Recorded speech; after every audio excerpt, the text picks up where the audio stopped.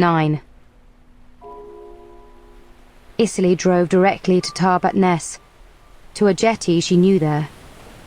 It was at the bottom of a short, dangerously steep road marked by a traffic sign depicting a stylized car falling into stylized ocean waves.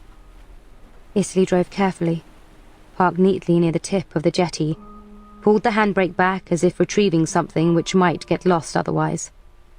Then she leaned her arms on the steering wheel and gave herself permission to feel whatever was coming to her. Nothing came to her. The sea was dead still and steely grey.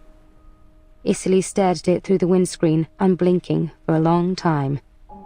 Seals were known to play here. There was a sign saying so, somewhere on the road behind her. She stared at the sea for perhaps 2 hours, determined that nothing should escape her. The sea grew darker, an expanse of tinted glass. If there were any seals hidden below, none broke the surface.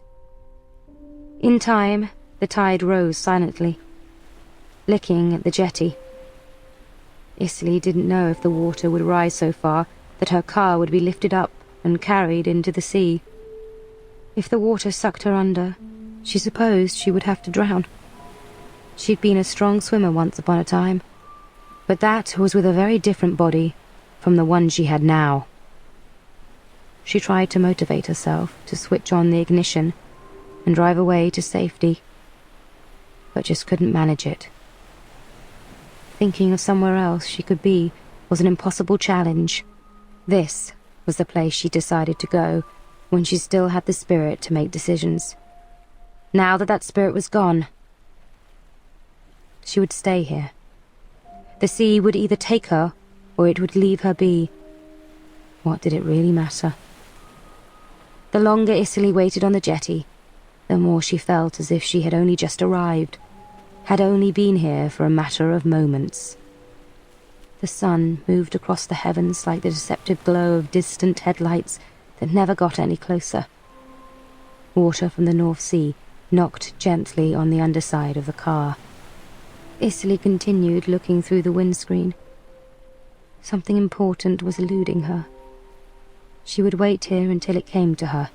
She would wait forever if necessary. A large cloud in the darkening sky was changing shape all the time, though she was unaware of any wind.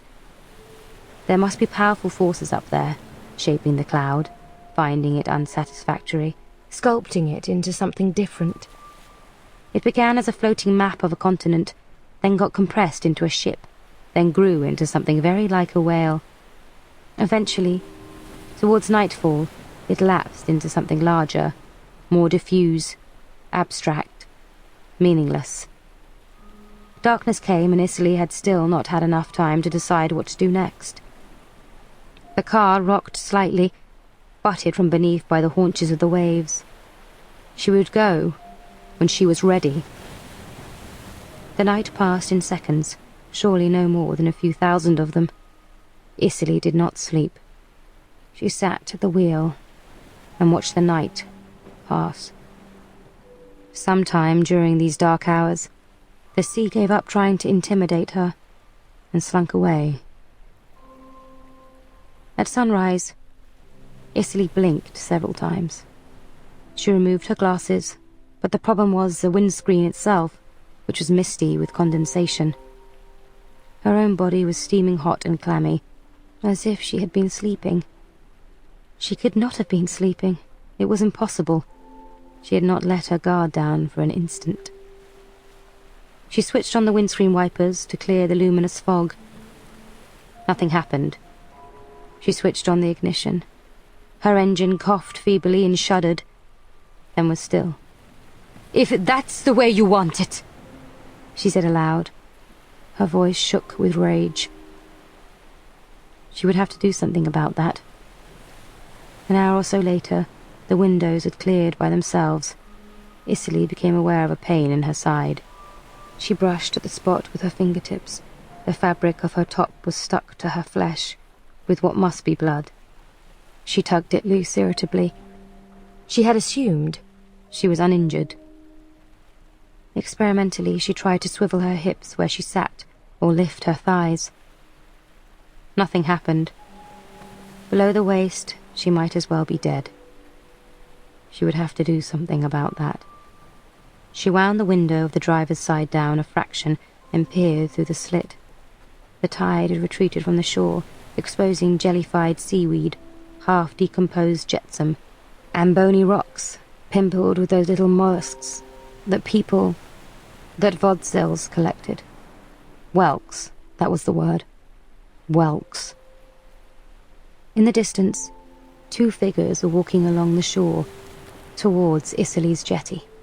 Isserley watched them advance, willing them to turn back. Her beam of thought, for all its furious intensity, failed to cross the divide. They did not turn back.